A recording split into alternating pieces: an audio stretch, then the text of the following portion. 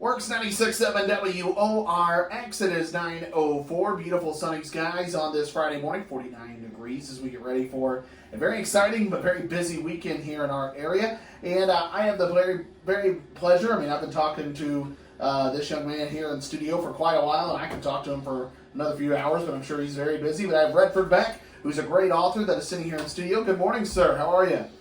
Morning, Jordan. Thanks for having me on. My pleasure. So you are an author. Talk to us about this. What got you started in this? Yeah, I've always been a writer ever since I was a kid. Loved poetry, written a little music and things like that, and always knew a bigger foray was in the works. No pun intended. Sure, absolutely. So just followed that path, kept writing, and here I am. Where are you from originally? Madison, Indiana. You're from Madison? Homegrown, yes, sir. Okay. So this is something you kind of, people write, because you got a lot of people when they're growing up, they're good at writing papers or whatnot. Was writing books something you always knew you wanted to do, or was it something that maybe just you had a niche for kind of as you got older? Yeah, always had, gravitated toward writing, not necessarily writing papers. Everyone complains writing a 2-page paper when they're 15 is the worst thing in the world. Oh yeah, and I tell them, wait till you get to college.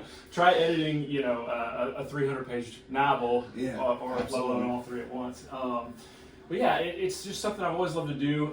Words are powerful, yes. Right? And they can be sharper than any scalpel or more blunt than any hammer, right? And so we have to be careful with how we wield them, but it's really an art form, and just a different type of media that you can use to paint a picture, really. So when you growing up and you say, I want to write books, I want to do this.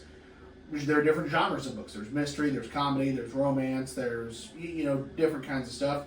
Was it hard for you to decide what your genre would be, or were you always pretty set on what you wanted? No, I knew I was always going to lead toward more of a mystery, ups and downs, a lot of twists and turns kind of thing. That's creativity has always been my thing, and it kind of manifested in this way. As a reader, I read more. Just mainline nonfiction, historical pieces. But as a creator, having that capacity to really tell a story in depth and create three-dimensional characters is fantastic. And I think you mentioned mystery because mystery is something. My favorite kind of books, because I read all the Hardy Boy books growing up. Yeah. Those were my jam growing up. I think was it the Firebird Rocket? I think was my favorite one. I think was the name. I think that's what it was called. And I see all that growing up, and I remember the books would be so good that, when you're a kid, your parents or your teachers are like, okay, read 2 chapters, a night or whatever. There were times I'd finish it and be like, wait, what's next? I gotta keep reading. You almost can't put it down. That's it. And that's what I try to do with my books. And so my trilogy, Hymnal Trilogy, all 3 really, I try to pace them really well to where if I were reading them, and I have a short attention span often, that I would want to keep going. And the last person said, "Who needs the whole seat when you can only use the edge?" Yeah, absolutely. That's really good, and that's what I'm aiming for. To just keep your attention. When you decide mystery, because again, you can do mystery. It can be murder. It can be a lot of that. It could be anything. So when you decide what kind of mystery you wanted, do you want it to be a mystery? Because I think of someone like a Stephen King, who they're mysterious, but there's also some supernaturalness to his stories as well. So do you have a realness to it? Do you have a little bit of supernatural when you decide your mysteries? Yeah, definitely a lot of realness. And I think the best writing comes from personal experience, and not saying that any of these things actually happened to me, but there are definitely elements of myself and my experiences, kind of woven in there. Mystery, murder mystery. I loved Indiana Jones as a kid. Yes. All those things kind of grab at you, and there are elements of all of that in there. This is technically crime thriller, but we got a lot of mystery in there. A little Andy Griffith nostalgia, vintage feel. Small town Indiana. Love the small towns throughout Indiana. Madison, obviously, at the center of my heart. Yeah, absolutely. But all those elements in there, and then just love the final product. When you mentioned, because you and I have grown up here as you have as well. We think it really brings it close, because not that we've had many crimes that make people go, whoa. The Shane Share case, obviously, back in 1992 was a different beast. But, you have things like that, and it makes people wonder, like, hey, this maybe could happen in this town, and that's maybe what grips them a little bit. Yeah, absolutely. Whenever something major happens, we're all, like you said, just completely gripped by it. Murder, crime, deep crime, especially coming from such a docile place such as this. Anything really that shows the true depth of the potential depravity of the human heart really grabs us. And it, on some level, I think people use it to say, wow, I'm not that bad, and feel better about themselves. And then some people are just awestruck, like, can this really happen? Yeah. Well, it's like 60 Minutes, Anderson Cooper just did a big story on it. They showed photos from Nazi concentration camps of the Nazis when they were there, and a lot of them were just normal people. Like, for them, they thought they were serving their country. They were just doing what was noble. And there was a modern historian who said, it makes you wonder if that was us back then. Would our souls do that? And it really, when you see stuff like that and reading this book, it kind of makes you go, oh, wait a minute. We can't just sit back and say that's not us, because what if we were in those shoes? It might be different. Yeah. When you really take a hard look at it and ask questions like that, I think that's a great perspective, versus just using, I think all of humanity, and rightfully so, uses the Nazi Party as a baseline for human depravity, as I said earlier. And we all know that's the bottom line, and where can we place ourselves above that? But yeah, what would it be like if we were around in those times, and what would make a stand? Absolutely. Great question. We are chatting with Redford Beck. Again, we're going to talk about his book specifically, how you can get him.